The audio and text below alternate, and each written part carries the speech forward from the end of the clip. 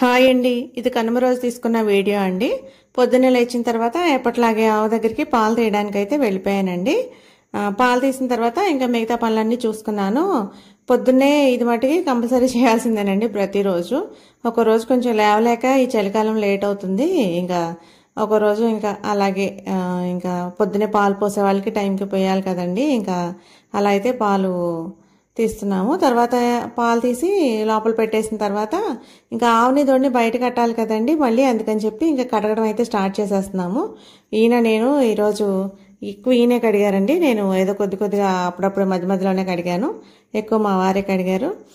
ఈరోజు కనుమ కదండి, కనుమ రోజు పశువులకు సంబంధించిన పండగ అని చెప్పి ఈయన నండూరి శ్రీనివాస్ గారు చెప్పారు కదా అని చెప్పి ఇంకా ఈరోజు లాస్ట్ ఇయర్ అయితే పండగ రోజు కడిగాం కానీ కనుమ రోజు అయితే కడగలేదండి. అందుకని ఈసారి కనుమ రోజు కూడా కడిగి మళ్ళీ బంతిపూలు, మిగిలిన బంతిపూలు కూడా మాలగుచ్చి వీటికి అన్నీ అయితే చేసామండి. అసలు 2 రోజులే అయింది కడిగి, భోగి రోజు కడిగామండి.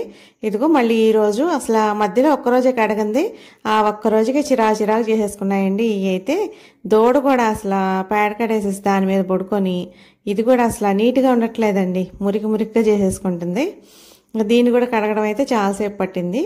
ఆవుని దోణి కడిగిన తర్వాత ఇంకా మిగతా పనులకైతే వెళ్ళానండి.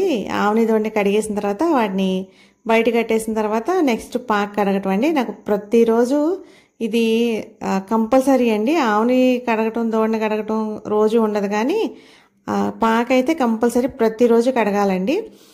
మొదట్లో మా మామగారు కడిగేవారు.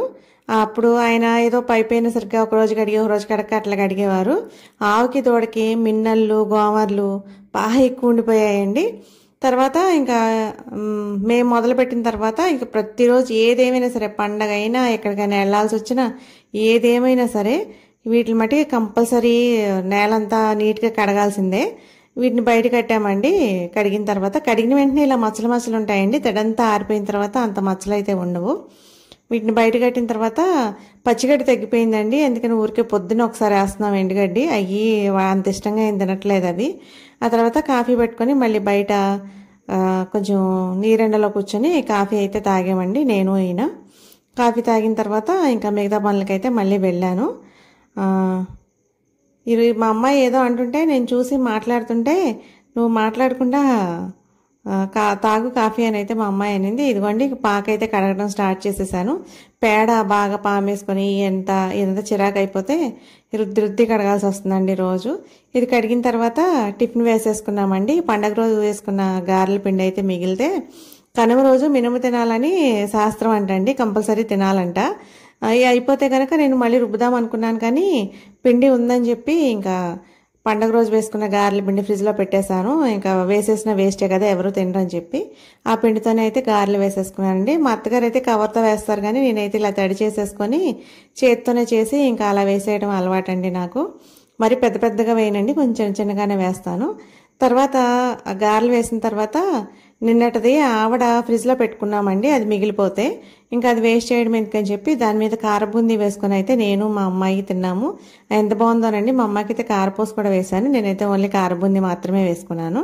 తర్వాత ఆవుకి దోడకి ఇట్లా పువ్వులు అయితే గుచ్చేసానండి. పువ్వులు పోయినసారి సగమే అనుకొని గుచ్చాను కానీ అప్పుడైతే కొంచెం చిన్న దండలు అయ్యాయి. ఈసారి అయితే బాగా పెద్ద దండలు అయ్యాయండి ఆవుకి దోడకి కూడా.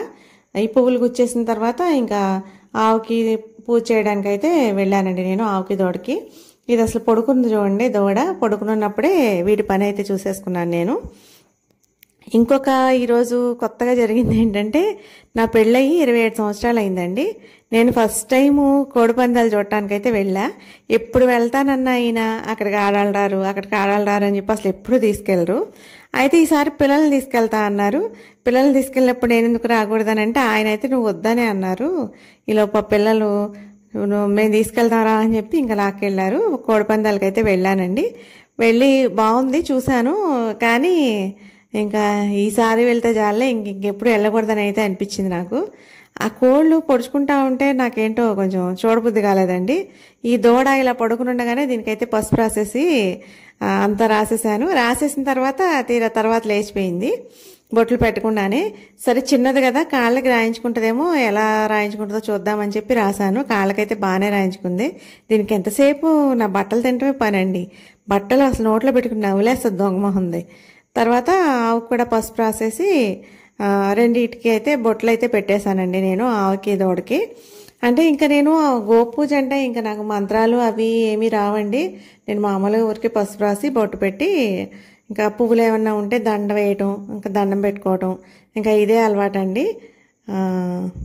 ఇదండి ఈరోజు జరిగింది. ఆ గోపూజ అయితే ఇట్లయితే చక్కగా చేసేసుకున్నాము. మళ్ళీ కొబ్బరి ముక్క అయితే పెట్టేశానండి. సారీ, కొబ్బరి ముక్క కాదు, బెల్లం ముక్క పెట్టానండి.